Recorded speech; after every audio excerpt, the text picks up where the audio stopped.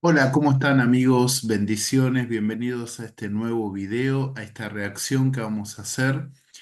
También a nuestro querido hermano Sugel Michelem, pero esta vez vamos a reaccionar a una predicación, una enseñanza expositiva que está en dos partes. Vamos a comenzar con la primera parte, pero vamos a reaccionar al tema que expone en esta predicación, que es el milenio. Pero el milenio desde su visión y la visión escatológica que tiene nuestro querido pastor Sugel Michelem es la visión escatológica amilenialista. Entonces, vamos a escuchar e ir reaccionando a partes de esta enseñanza que está en audio. Vamos a ir parándola y vamos a ir reflexionando y viendo a ver qué es lo que dice acerca de el milenio desde una postura amilenialista, y también vamos a tratar de eh, rebatir las críticas que tal vez haga a la postura premilenialista dispensacional acerca del milenio, ¿no? Porque la discusión es eh, si, si la visión escatológica amilenialista es una visión escritural en cuanto a la profecía del milenio de Apocalipsis 20, o si es la visión dispensacional, escatológica dispensacional acerca de ese mismo pasaje. Siempre aclaro que esto no es en contra de nuestro hermano, sino dentro de todo el respeto y el amor en Cristo Jesús y la tolerancia a las discrepancias de visiones escatológicas que entran desde luego dentro de la esfera de aquellas enseñanzas y doctrinas las cuales pueden ser interpretadas, ya que no tienen un cumplimiento fáctico y no son centrales, eh, pero que también deben ser ubicadas dentro de el contexto de la enseñanza bíblica. Porque por ahí uno puede tener una idea acerca de una interpretación, en este caso escatológica, y puede estar equivocada. Entonces, vamos a ver si en cuanto al milenio, descrito en Apocalipsis 20,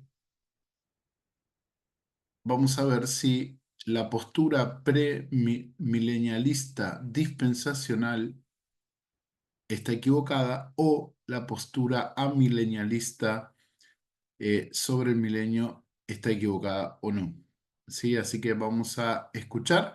Antes que nada, por favor, si te gusta este video, si te gusta esta reacción, pon un like, por favor, que va a ayudar a que el video eh, eh, pueda reproducirse, el algoritmo de YouTube lo pueda este, hacer conocer. Así que te animo a que pongas un like y que si no lo hiciste te suscribas y seas parte de este canal de teología cristiana, teología bíblica y teología arminiano-wesleyana. Bien, vamos a comenzar la reacción. Voy a poner o voy a echar a andar el video o el audio, que es parte de la predicación El Reino Milenial, la primera parte del pastor Sugel Michelem, eh, del canal. O sea, este audio está levantado por el canal Epicentro Cristiano. Bien, vamos.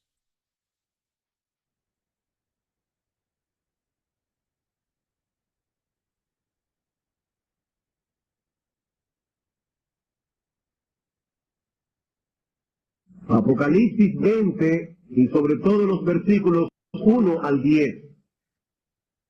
Es un texto que ha generado y continúa generando mucha discusión, sobre todo en lo concerniente a la interpretación que debe dársele a ese reinado de 1000 años, que aparece varias veces en el pasaje. No obstante, nos adelantamos a decir que muchas de las dificultades que encontramos en este texto, no todas, no queremos ser simplistas, pero muchas de las dificultades que encontramos en esta porción de las Escrituras dejan de ser una dificultad si se vislumbran a través del esquema escatológico general presentado por la misma Escritura. Hay una regla de interpretación que... Bien, una de las primeras sugerencias que hace nuestro hermano Michel es que una interpretación segura es que entre el texto de Apocalipsis 20 dentro del esquema escatológico general de las Escrituras. Ahora, esto se complica porque él propone que el esquema escatológico general de las Escrituras coincide con la visión amilenialista. Y él va a presentar seguramente textos que puedan probar que ese contexto escatológico amilenialista es el que cuadra para poder explicar Apocalipsis 20, del 1 al 10, que es el texto que él va a estar analizando en su mensaje. Ahora, nosotros, los que tenemos escatología premilenial dispensacionalista, ya sean dispensacionalistas en sí o dispensacionalistas progresivos como yo, y en este caso mío, wesleyanos, eh, entendemos que ese método es válido, que tiene que haber un marco interpretativo que provenga del conjunto de la revelación de la Escritura. Pero eso no debe dejar jamás de lado el principio de que cada pasaje y cada libro bíblico debe ser interpretado de acuerdo a su contexto inmediato. No, sí, tengo que cotejar la enseñanza del pasaje, del versículo, del libro que yo estoy tratando de interpretar, de acuerdo a el contexto general de la escritura, de la enseñanza de la escritura, obviamente haciendo un análisis teológico, exegético. Pero el análisis teológico exegético no puede divorciarse de un análisis contextual, inmediato, natural del texto. Entonces yo no puedo divorciar el texto de ese análisis contextual. Por eso yo debo entender a Apocalipsis 20 dentro del contexto del libro Apocalipsis, antes de entenderlo dentro del contexto de toda la enseñanza de la Escritura, de toda la enseñanza escatológica de la Escritura. Esa es la forma más natural, el método gramático histórico o, o léxico gramático teológico o histórico gramático teológico, tiene varios nombres, pero es el método que me va a ayudar a que sea la misma escritura la que me dé o me ayude o me oriente a su interpretación. ¿Sí? Así que estoy de acuerdo con lo que dice nuestro querido hermano, pero eso está bien siempre y cuando deje lugar a la interpretación inmediata del texto, en este caso de Apocalipsis 20, en su contexto dentro del pasaje, en su contexto dentro o inmediato que contemple los capítulos anteriores y posteriores y todo el contexto del libro. Y después sí, debo sopesarlo con la enseñanza general de la Escritura. Y esa enseñanza tiene que estar también expresada en en su contexto léxico, gramatical y teológico inmediato también. Seguimos. Tenemos que aplicar al estudiar este pasaje y es la siguiente. Debemos interpretar los pasajes oscuros de la palabra de Dios a la luz de aquellos que están claros. Bien. Lo primero que vemos que hace nuestro querido hermano es calificar al pasaje de Apocalipsis 20 como un pasaje oscuro, un pasaje de difícil interpretación, un pasaje que está lleno de enigmas, de símbolos, pero si leemos Apocalipsis 20 del 1 al 10, vamos a ver que su lectura no es una lectura oscura, no es un pasaje enigmático que propone cosas que son difíciles de entender naturalmente en el contexto inmediato del texto. Porque Apocalipsis 20 nos cuenta que, por ejemplo, Satanás será atado. No entiendo dónde está la oscuridad en eso. Hay un hecho fáctico. Un ángel viene, ata a Satanás. Después dice que esa atadura implica el arrojarlo al abismo y poner un sello y que él esté allí en el abismo, atado, anulado por 1000 años.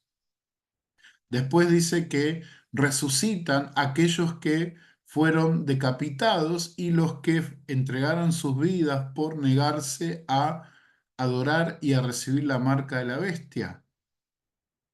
Ahí no hay oscuridad, ahí está hablando de una resurrección. Sí, yo tengo que entender después algunos atenuantes, a qué tipo de resurrección se refiere, pero el hecho de que yo necesite otros pasajes para poder interpretar eso en un contexto general no implica que el pasaje en sí sea oscuro, no implica que sea un pasaje al que tenga que calificar de oscuro, porque lo que vemos allí es una descripción.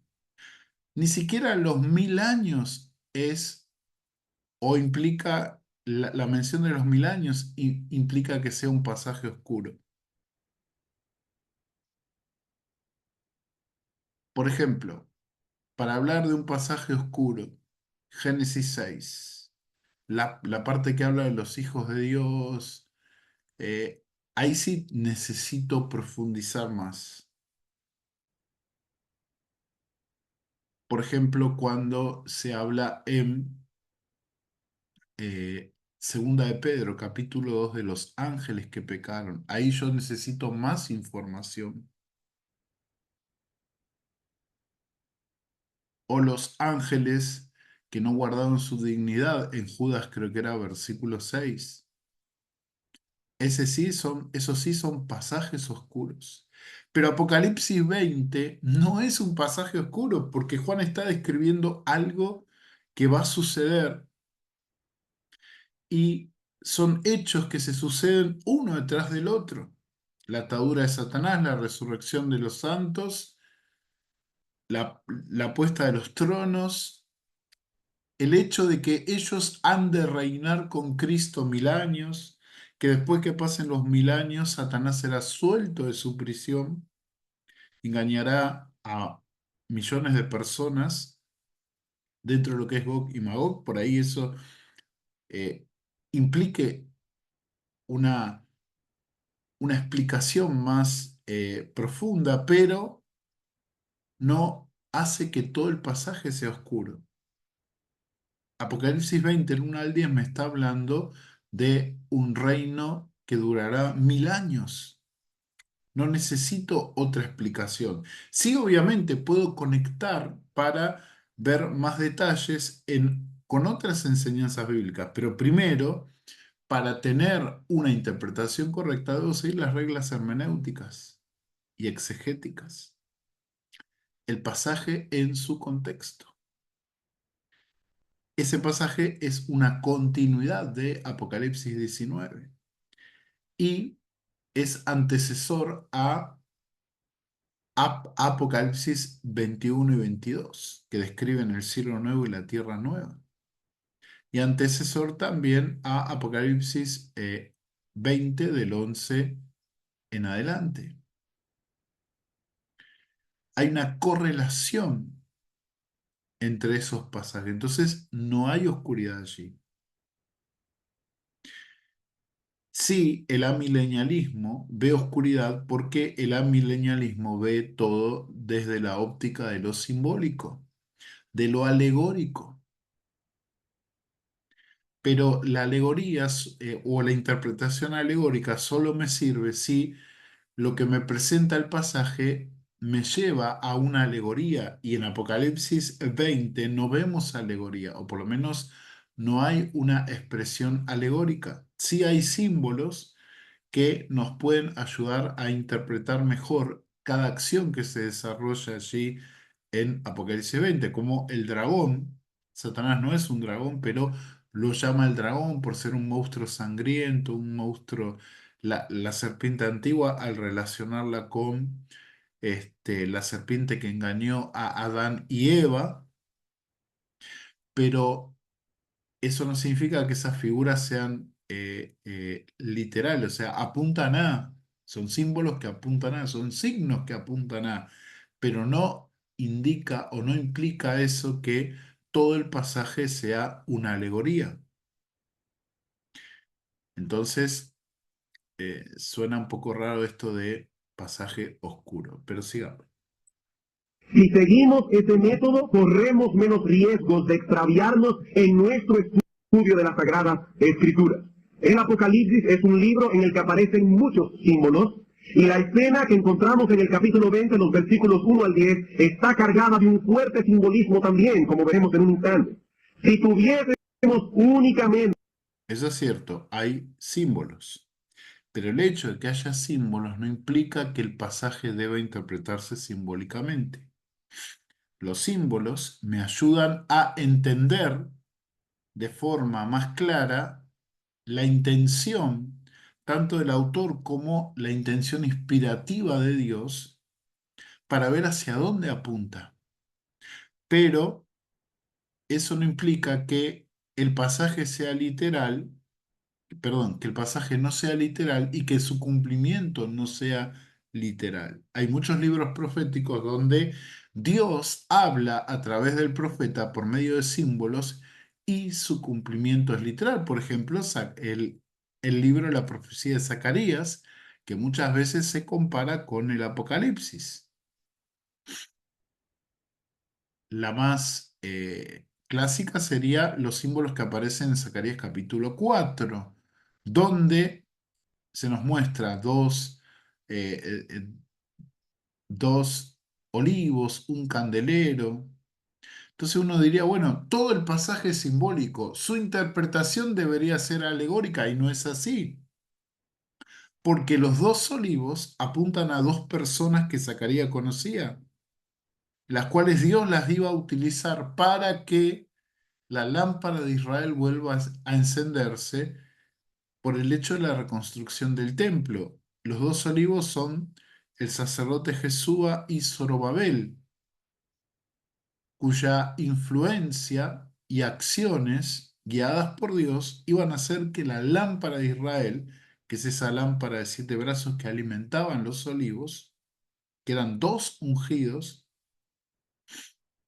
se encienda otra vez con la reconstrucción del templo y después con la reconstrucción del sacerdocio, representado en la figura política de Zorobabel y en la figura religiosa de el sacerdote Josué o Jesúa, hijo de Sodacac. Entonces, tenemos un pasaje que tiene un cumplimiento literal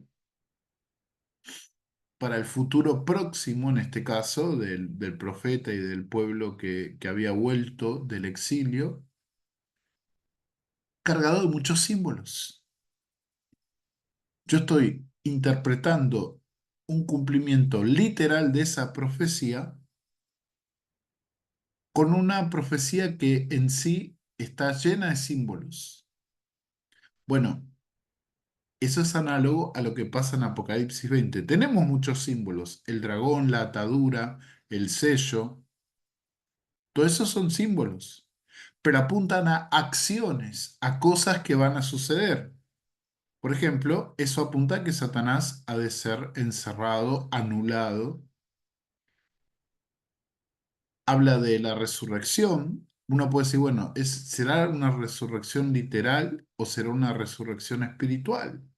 Que después el hermano Sugel va a clarificar eso, ¿no? Desde el punto de vista milenialista. Pero entendemos que la aplicación de la simbología no implica que todo el pasaje sea simbólico o alegórico. El texto de Apocalipsis 20, y Dios no hubiese revelado nada más en su palabra, nos sería muy difícil, por no decir imposible, interpretar adecuadamente esta porción de las Escrituras. En realidad no, porque si no hubiera más revelación, yo entendería que va a haber un momento en que Satanás va a ser atado en el abismo, que va a ser anulado. Eso es lo que me está diciendo el texto después de la segunda venida de Cristo, que está esquematizada allí en el capítulo 19 con el Señor viniendo con su ejército para destruir a la bestia. Después que la bestia es destruida y el falso profeta y la bestia son arrojados al lago de fuego, Satanás es atado y anulado, y los que fueron ejecutados por la bestia resucitan, son puestos tronos, alguien va a juzgar. Por el mismo contexto del libro entendemos que habla de judíos y gentiles, más judíos, porque el libro de Apocalipsis habla de el trato de Dios con su pueblo Israel. No está la iglesia del capítulo 6 al capítulo 20, y vemos allí después que estos santos resucitados reinan con Cristo 1000 años, después es suelto Satanás, se engaña a las naciones y van a atacar Jerusalén, que al parecer, según el contexto natural, es la capital del reino de Cristo, la ciudad amada, y viene fuego de Dios y los destruye a esos que siguieron a Satanás, y Satanás es arrojado al lago de fuego, donde sea atormentado para siempre jamás. No necesito, en principio, no necesito toda la escritura para entender que ese texto habla de eventos que han de ocurrir, según el mismo contexto de Apocalipsis. Si Apocalipsis 19 me está diciendo que el jinete del caballo blanco es Cristo volviendo con sus ejércitos celestiales, con sus santos, entonces yo no tengo más que buscar. Ese texto me está poniendo en en su segunda venida. Y Apocalipsis 20 es una descripción de eventos que ocurren después de su segunda venida. No necesité ir a toda la Biblia. Un reino con gente resucitada, con Cristo, y se sobreentiende con esos santos que bajaron con Cristo, eh, y que han de reinar sobre la tierra. Como el mismo libro de Apocalipsis, en varias partes, en capítulo 4, en el 5, dicen que y reinaremos con Cristo sobre la tierra. Todo eso es parte del contexto inmediato de Apocalipsis 20. Entonces ya, sin buscar toda la enseñanza de la Escritura, ya entiendo lo que me dice Apocalipsis 20. Ahora, sí necesito la enseñanza de la Escritura para cotejar que lo que me enseña Apocalipsis 20 y el libro de Apocalipsis es parte de la enseñanza general de la Escritura. pero no necesito partir de la enseñanza general de la Escritura para poder interpretar un pasaje, un versículo. Yo necesito ver qué es lo que me dice ese pasaje. No lo estoy interpretando aisladamente. ¿Sí? Vamos a seguir.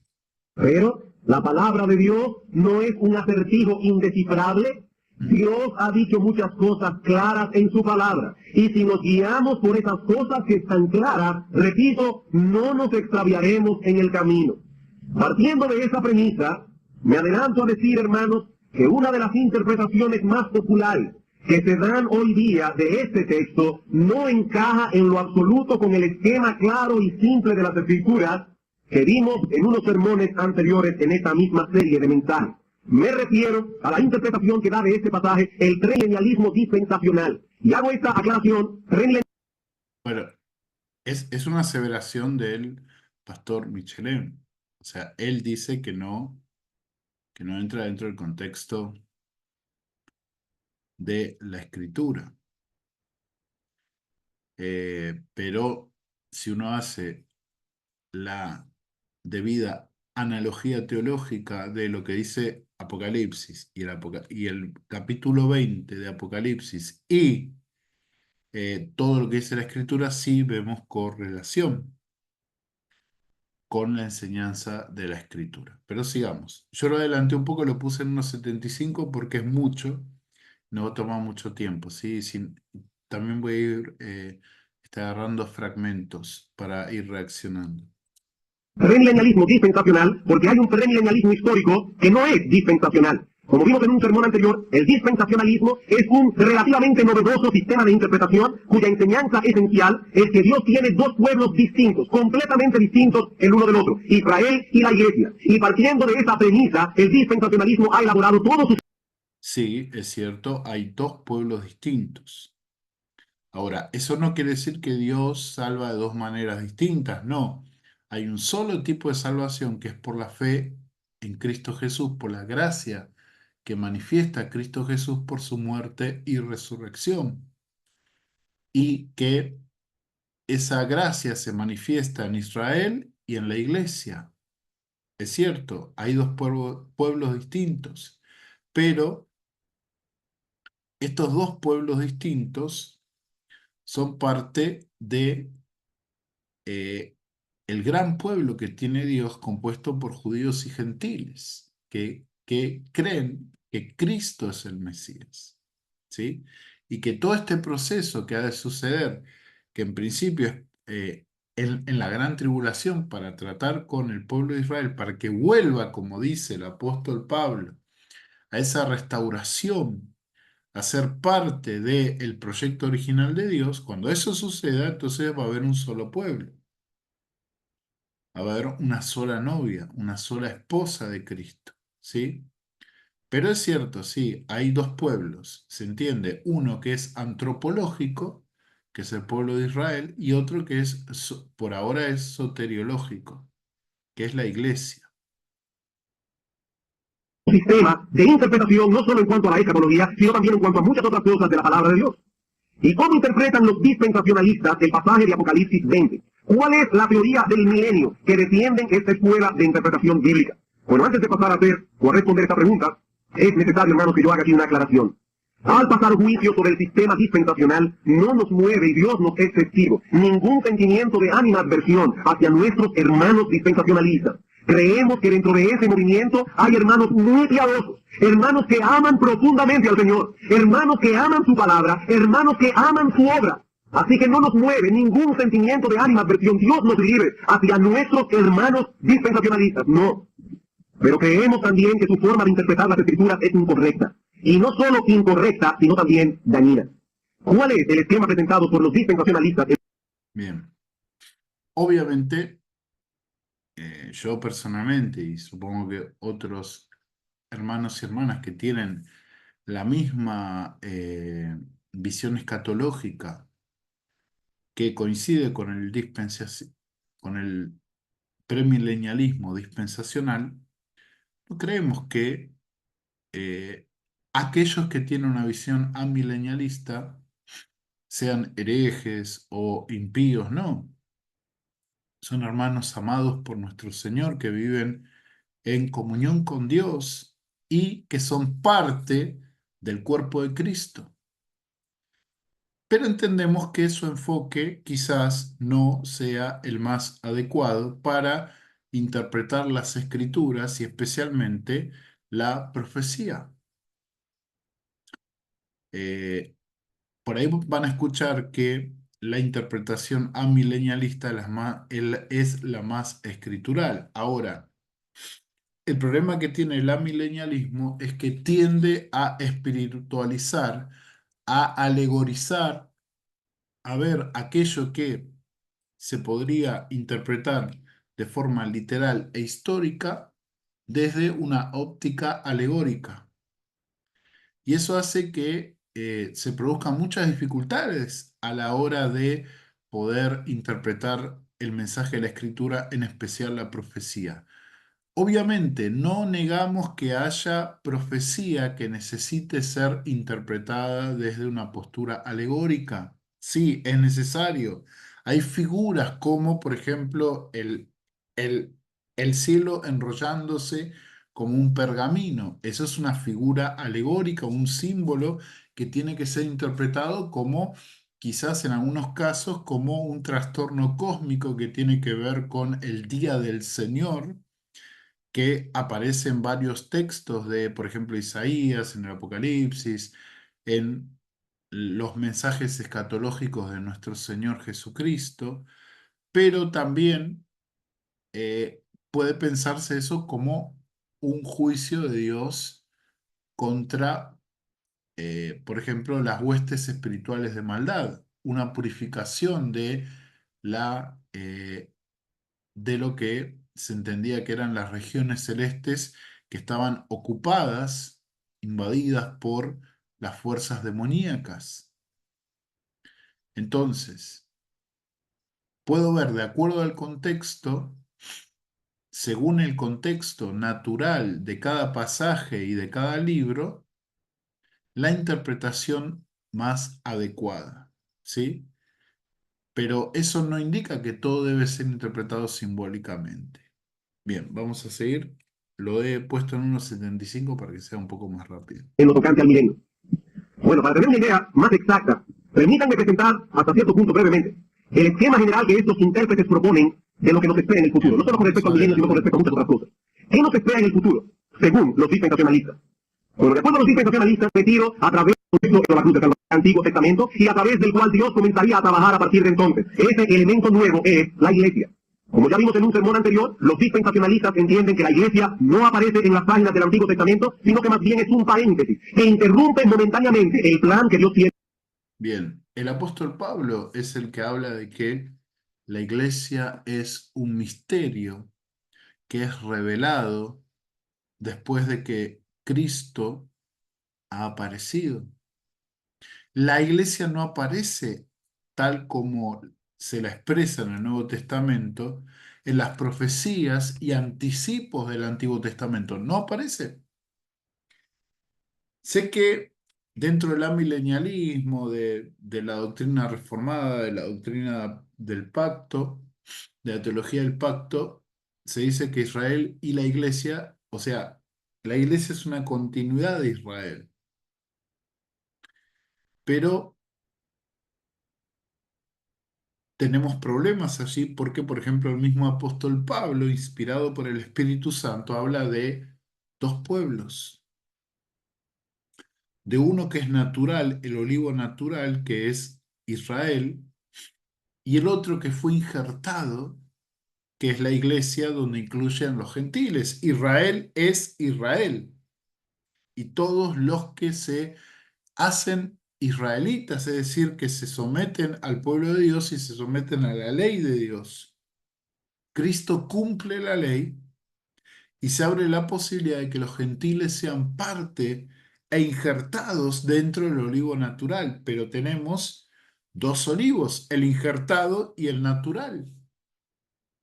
Y Pablo dice allí del capítulo 9 al capítulo 11 de la carta a los Romanos que un día será restaurada Israel cuando acepten a su Mesías, a Jesús. Entonces, sí vemos una distinción entre Israel y la iglesia, no como acá dice nuestro querido hermano que las escrituras no hacen distinciones entre Israel y la iglesia. Sigamos. Tiene con Israel. Uno de los más prominentes teólogos dispensacionalistas, John Walwood, dice lo siguiente al respecto.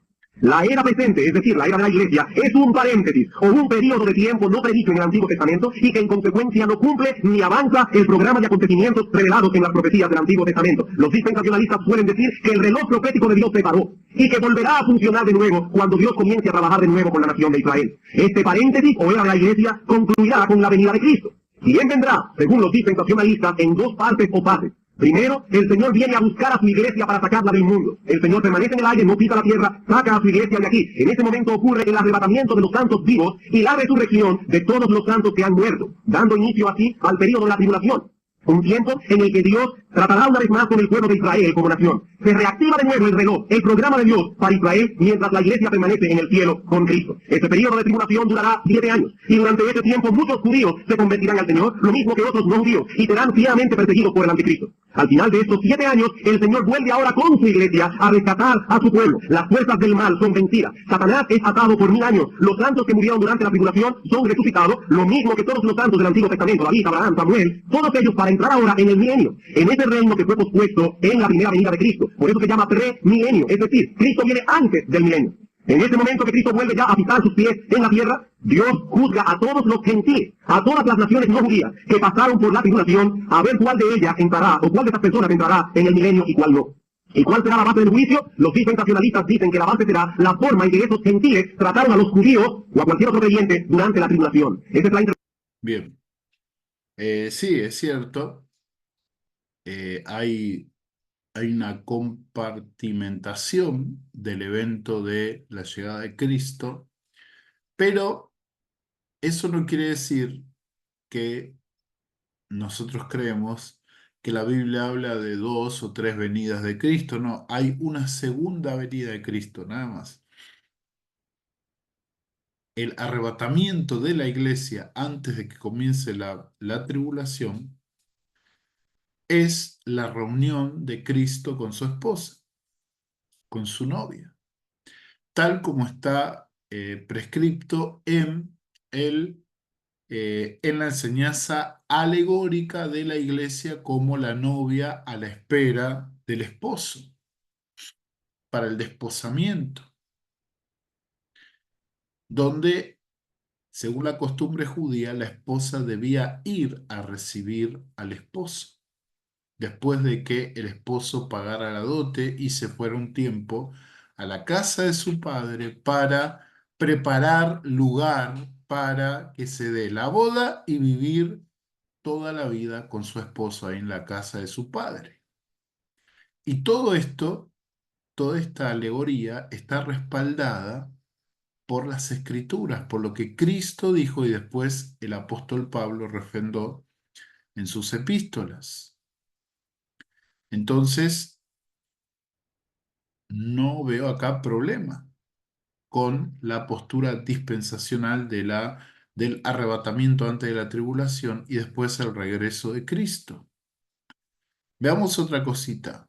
Los profetas del Antiguo Testamento veían la venida del Mesías como una sola venida que incluye la visión del Mesías como el siervo sufriente y la visión del Mesías como el guerrero de Dios que viene a juzgar a los enemigos y como el rey que gobernará sobre toda la tierra.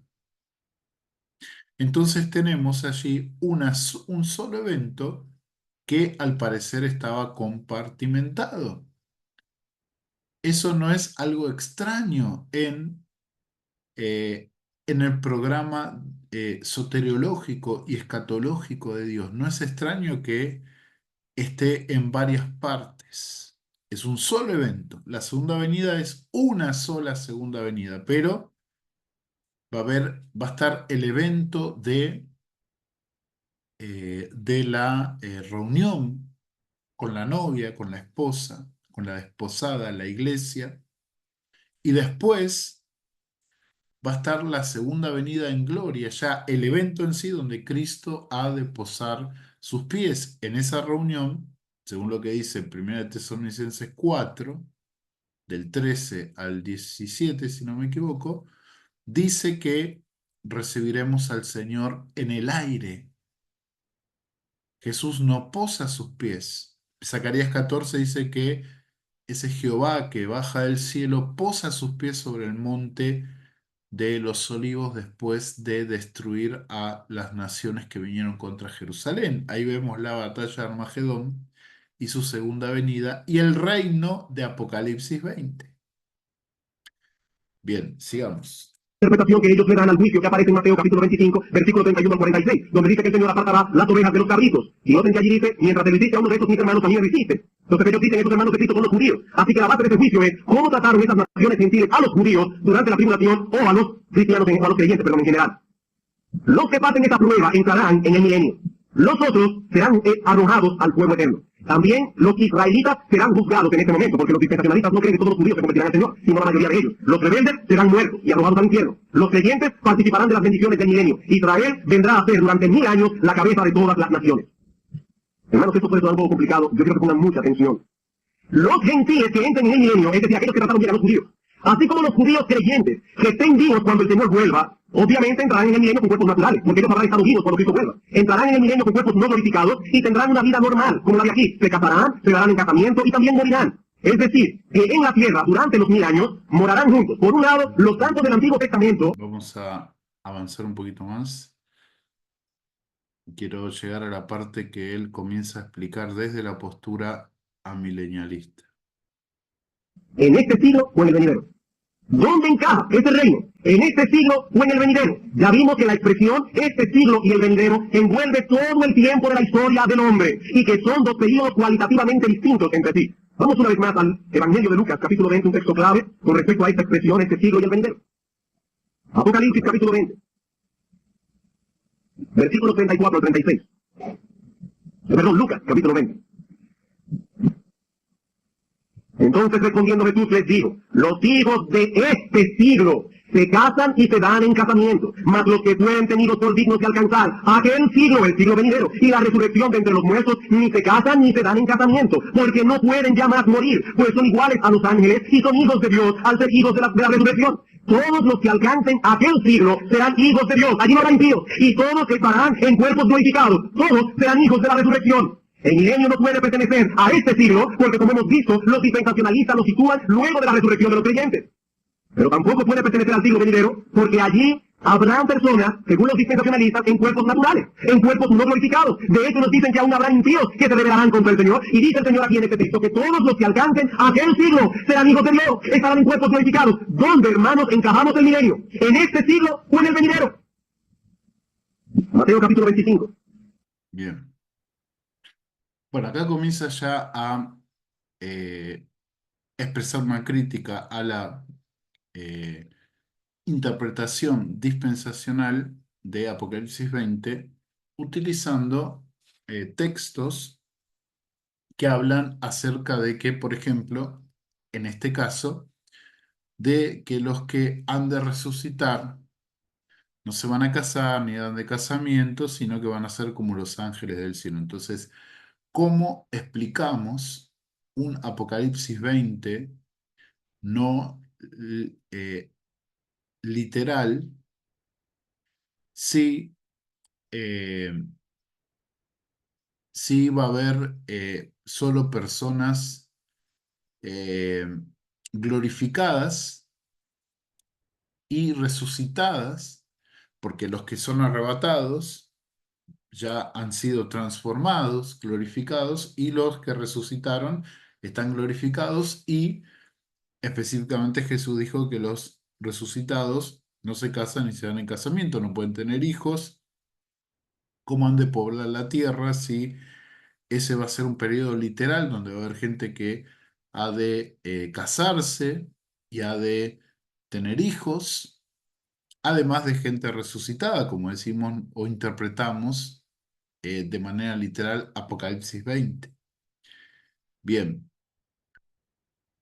lo que dijo Jesús solo describe a los que la condición de aquellos que han de resucitar no implica que esta condición sea para todos, porque otra vez volvemos a el contexto inmediato de Apocalipsis 20. Ese contexto nos indica que va a haber sobrevivientes que no han de ser ni glorificados, ni han de estar muertos y resucitados.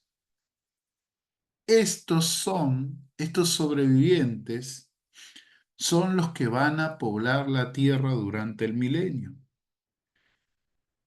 Zacarías capítulo 14 habla, y el capítulo 12 también, un poquito antes, habla de estos sobrevivientes, este remanente de Israel. Pablo habla de que en la segunda venida de Cristo, tanto judíos como gentiles han de ser salvos. Y si entendemos que no va a haber un arrebatamiento cuando Cristo venga en gloria, sino que simplemente Cristo ha de juntar a su pueblo judío con sus ángeles, los que le reciban y crean en él como el Mesías esperado, entonces todo cuadra. Y las palabras de Jesús también debemos entenderlas en su contexto natural. Jesús estaba allí no, no hablando específicamente del reino futuro ni de la eternidad, sino que estaba hablando eh, o estaba rebatiendo el argumento de los saduceos de que no hay resurrección, de que la idea de la resurrección en sí era para ellos una idea falaz. ¿Con quién se iba a casar esa hipotética mujer que en la resurrección, de quién iba a ser la mujer cuando los 7 maridos resuciten?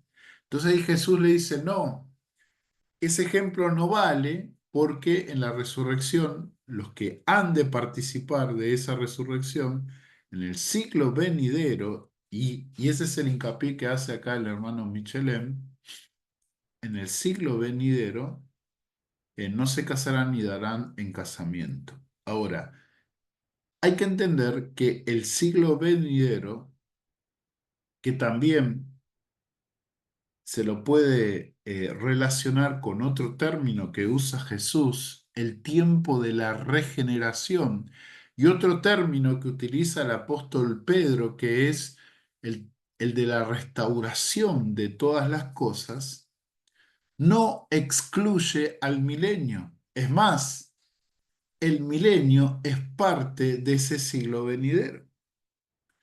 Porque, a ver, siglo, el término siglo en griego aion o aeón o aeñón, implica una nueva edad.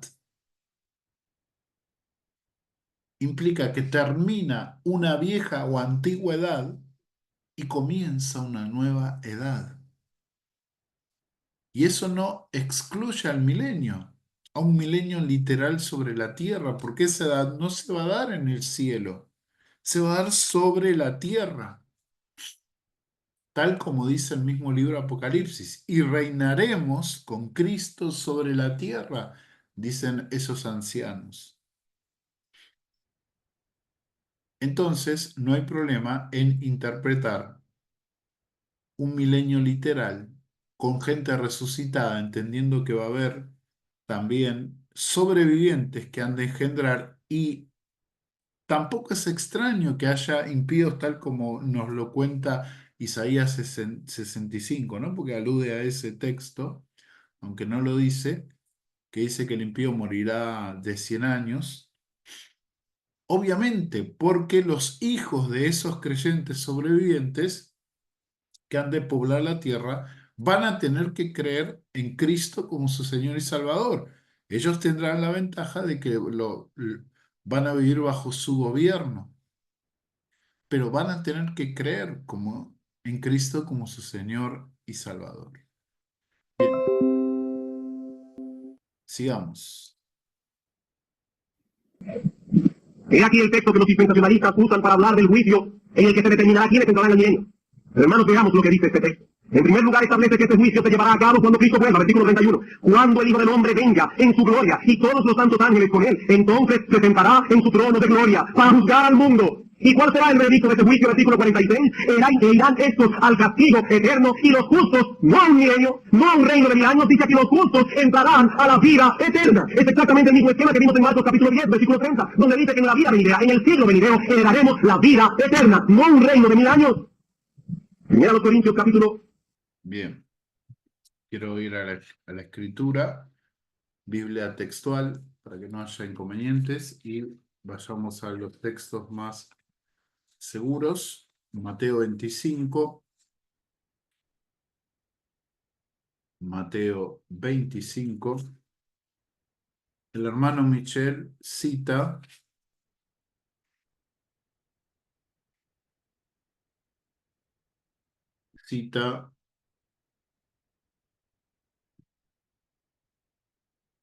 el juicio de las naciones, Mateo 25 a partir del verso 31, y él cita la última parte: e irán estos al castigo eterno y los justos a la vida eterna. Entonces él dice, bueno, si los justos van a la vida eterna, no van a un reino milenario, sino directamente al cielo o a la tierra nueva, el cielo nuevo y tierra nueva, porque el amilenialismo cree específicamente que cuando termina la era de la iglesia o el tiempo de la iglesia, tipificado en ese milenio de Apocalipsis 20, eh, Cristo viene, destruye a los impíos, los juzga, arrebata a la iglesia y comienza la nueva creación.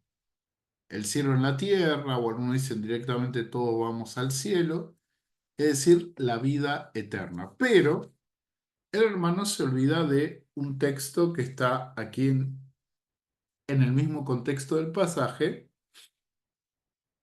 anterior a este versículo 46, que sería el versículo 34. Dice, entonces dirá el rey a los de su derecha, venid benditos de mi Padre, heredad el reino preparado para vosotros desde la fundación del mundo. Este reino, en el contexto de Mateo, del Evangelio de Mateo, es el mismo al que Jesús y sus discípulos y los mismos judíos de ese momento mencionan acá en Mateo, o Mateo hace la mención de ese reino de los cielos o reino de Dios, y que no se refiere a eh, la morada de Dios, sino que se refiere al reino mesiánico sobre la tierra. El reino de los cielos es, en el contexto de Mateo, el reino de Dios o el reino del Mesías sobre la tierra, sobre las naciones.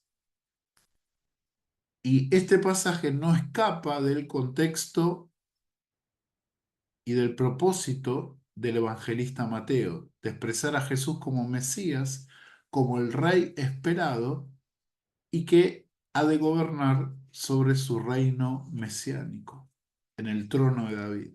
Entonces, no hay ningún problema en que se use el término vida eterna, porque vida eterna también incluye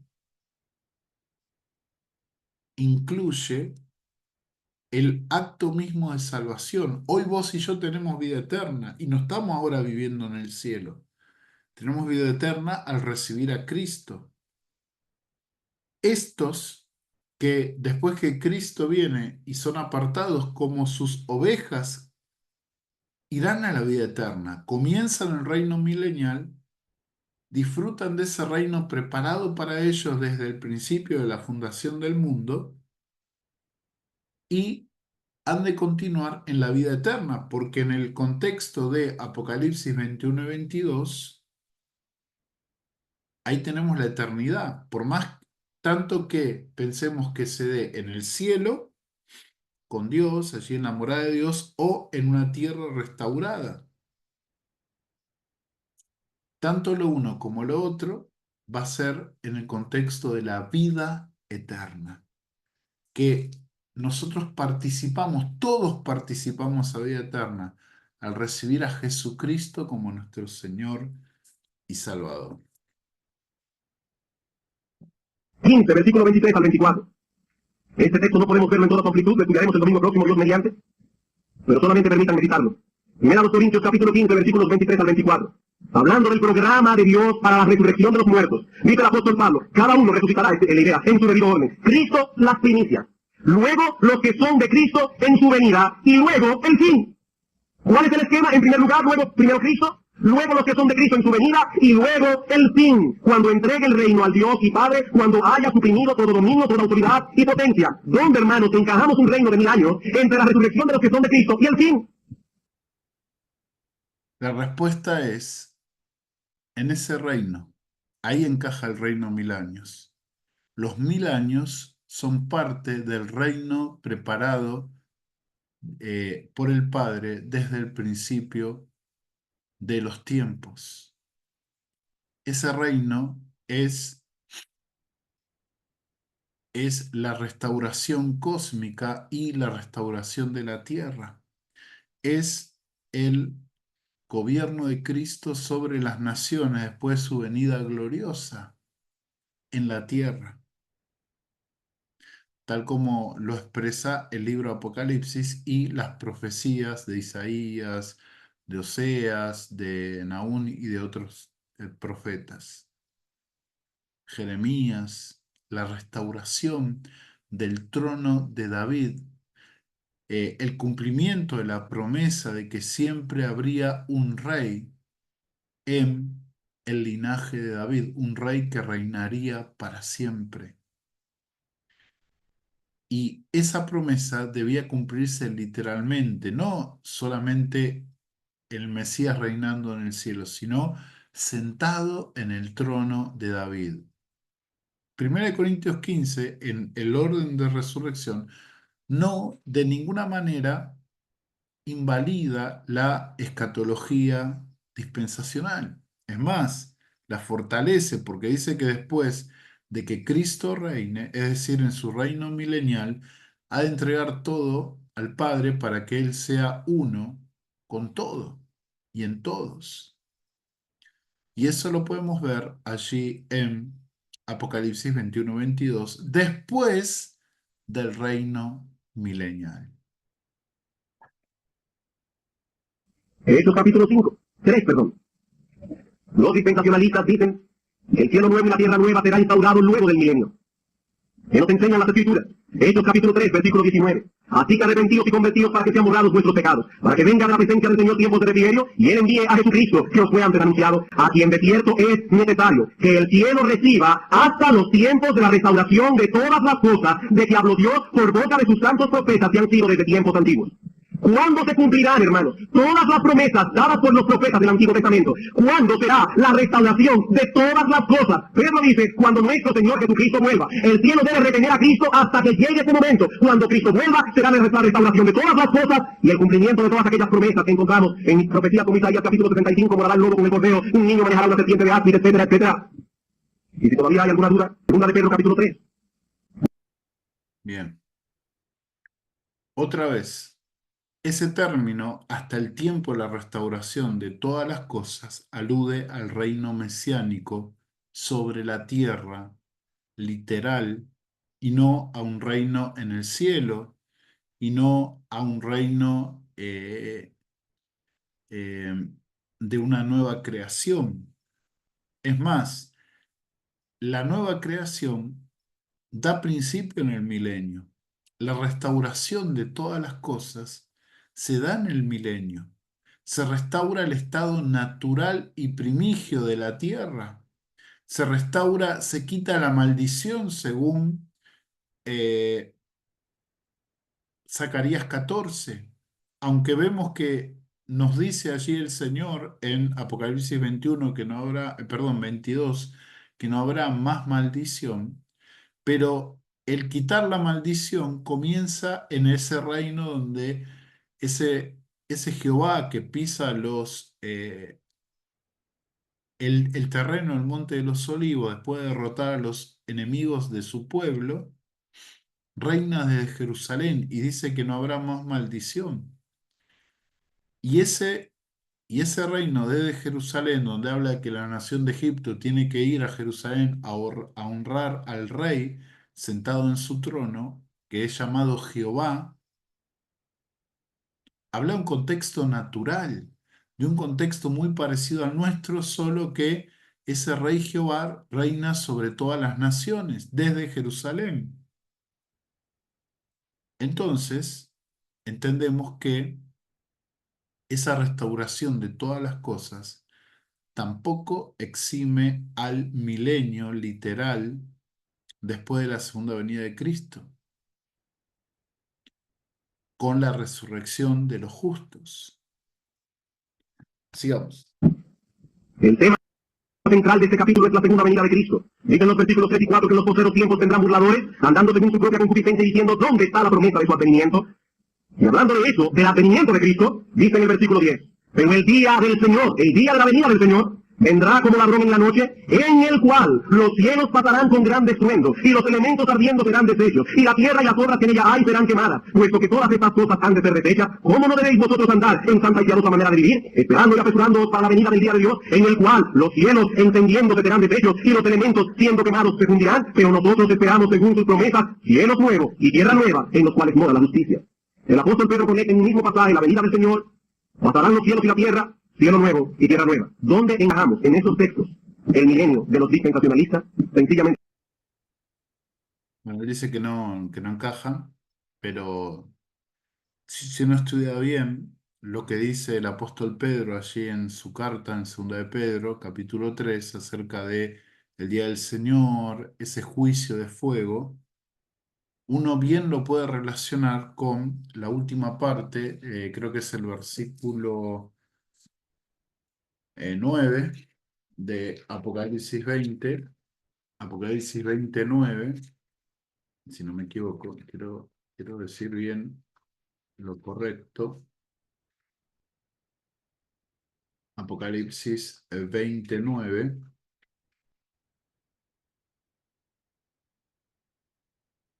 Apocalipsis 29 dice, y subieron sobre la anchura de la tierra y rodearon el campamento de los santos y la ciudad amada, pero descendió fuego del cielo y los devoró. Este fuego que los devora, bien también puede ser ese fuego que purifica la tierra, ¿no? Porque Pedro habla de un fuego que purifica y funde todos los elementos y presenta la tierra, ¿sí? Entonces, eh, si bien es cierto que acá Juan enfoca este acto de ese fuego que viene sobre la tierra como el juicio sobre estos rebeldes que intentan atacar al Señor. Pero ese fuego también es ese fuego que purifica toda la tierra porque se conecta con otro pasaje que está en el contexto posterior a Apocalipsis 20 del 1 al 10, que sería Apocalipsis 20, verso 11, y vi un gran trono blanco y el que estaba sentado en él, ante cuyo rostro huyeron la tierra y el cielo y no fue hallado lugar para ellos. Y Apocalipsis 21, que dice, y vi un cielo nuevo y una tierra nueva, porque el primer cielo y la primera tierra pasaron, y el mar no existía más. Es decir, que ese fuego de juicio trajo purificación sobre la tierra, ¿no?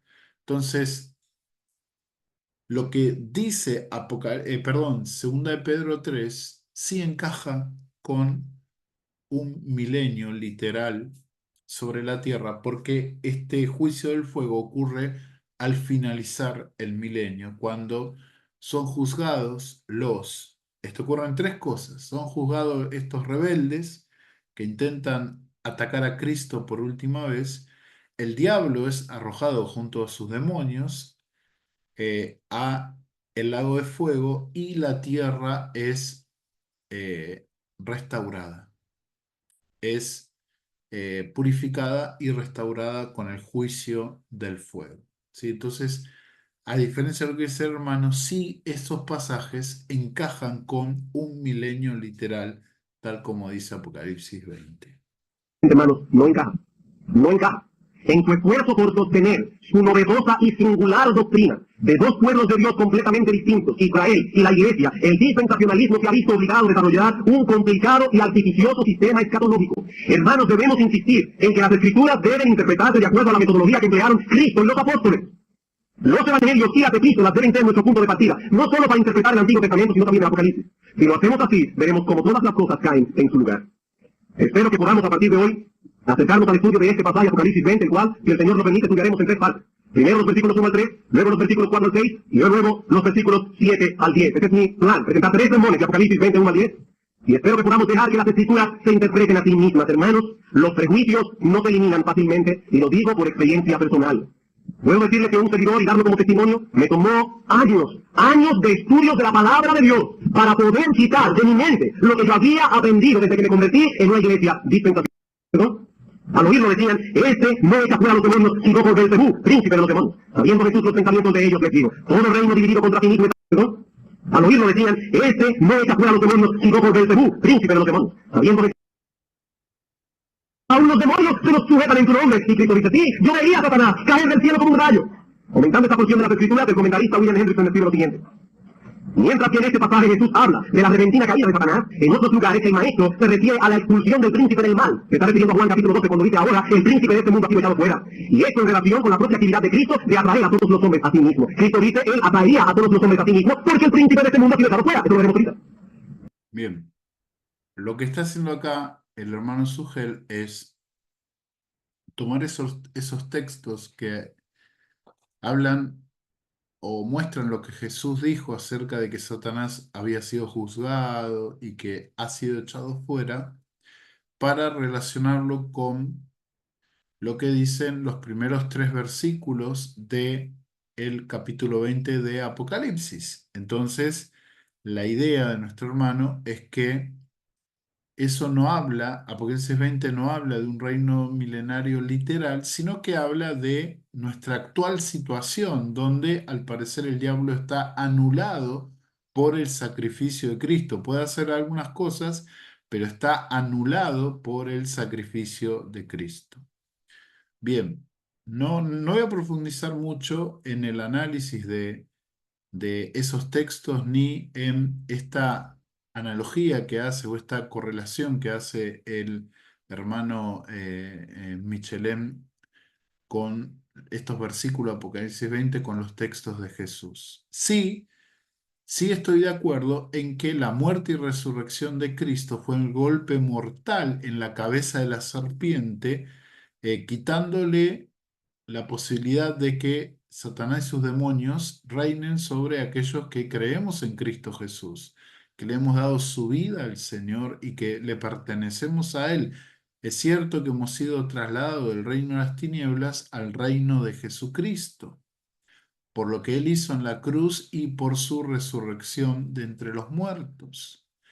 Pero nosotros tenemos que ver también que Apocalipsis 20, los primeros versículos, habla de la anulación total. No voy a especificar más porque he hecho un video de un análisis exegético de Apocalipsis 20, donde las palabras que son expresadas en esos versículos, el sello, la atadura, hablan de una anulación total, de la nulidad total de todo actuar de Satanás y por ende también de sus demonios, si conectamos este pasaje con Isaías 24, donde al parecer nos habla de que el Señor juzga a las potestades que están en el cielo celeste, donde están las nubes, las regiones celestes que habla el apóstol Pablo en Efesios 6:12, si no me equivoco, y Dice Isaías 24 que son encerradas en prisiones hasta que después son juzgadas.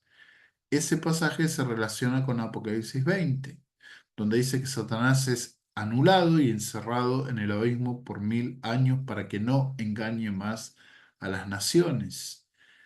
Eso no se puede decir que eso está pasando ahora porque Satanás y sus demonios sí engañan a las naciones. Hoy, ahora, lo hacen. El apóstol Pablo, allí en 2 de Corintios, capítulo 11, advierte a los cristianos de Corinto que tengan cuidado de no ser engañados, que sus sentidos sean extraviados como lo fueron los de Eva con la serpiente, que Satanás no los engañe en ninguna manera. Eso indica que Satanás aún puede ejercer esa actividad de engañar a las naciones. Y Apocalipsis 20 dice que cuando él sea atado y arrojado al abismo, no engañará más a las naciones. ¿Sí? Entonces, esta interpretación que hace nuestro querido hermano Michelem no es correcta. Esta sucesión de pasajes no pueden aplicarse a Apocalipsis 20 para poder sugerir que el milenio es algo simbólico, alegórico, y que indica la era de la iglesia, la era actual. Bien, vamos a dejarlo acá, después vamos a seguir en una segunda parte, porque si no se va a hacer muy largo este video. Si te gustó este video, por favor, deja un like, compartilo. Y si no lo hiciste, suscríbete para que puedas ser parte de este canal y este canal pueda crecer. Gracias por estar, si viste este video. Que Dios te bendiga en gran manera y siempre te animo a que puedas escudriñar las escrituras, estudiarlas, asimilarlas, alimentarte de ellas para que puedas ser bendecido en gran manera con su lectura, su estudio y su profundización.